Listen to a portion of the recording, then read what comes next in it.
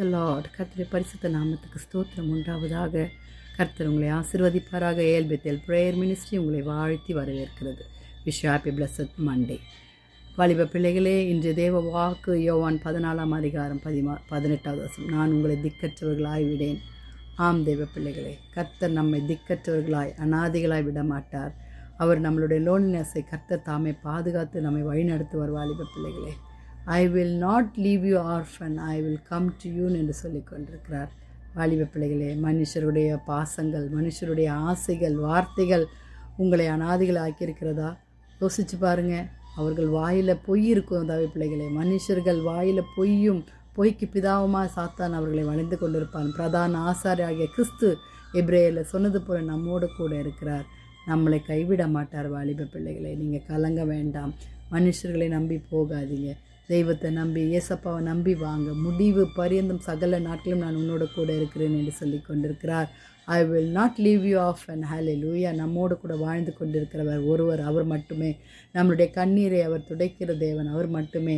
நம்மளுடைய அங்கலாய்ப்புகளை அறிந்திருக்கிற தேவன், அவர் மட்டுமே. இருதயம் நொறுங்குண்ட காயங்களை கட்டுகிற தேவன், அவர் மட்டுமே. வாலிப பிள்ளைகளே, ஹல்லேலூயா. சங்கீதக்காரன் சொன்னது போல இருதயம் நொறுங்குண்டவர்களை குணமாக்குகிறார், காயங்களை கட்டுகிறார். ஹல்லேலூயா.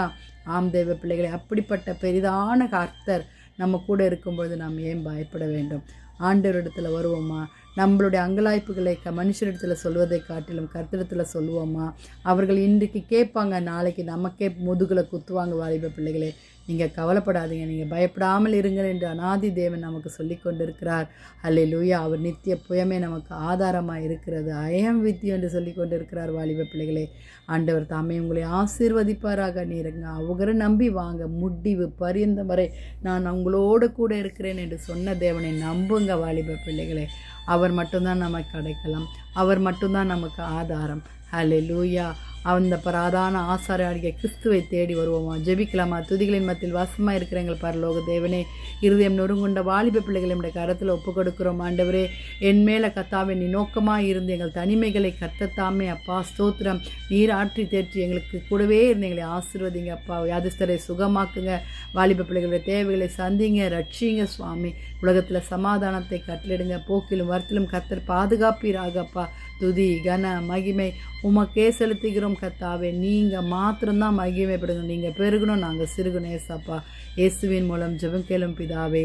ஆமேன், ஆமேன். May God bless you. Thanks for வாட்சிங். கர்த்தர் தாமே உங்களை ஆசீர்வதிப்பாராக.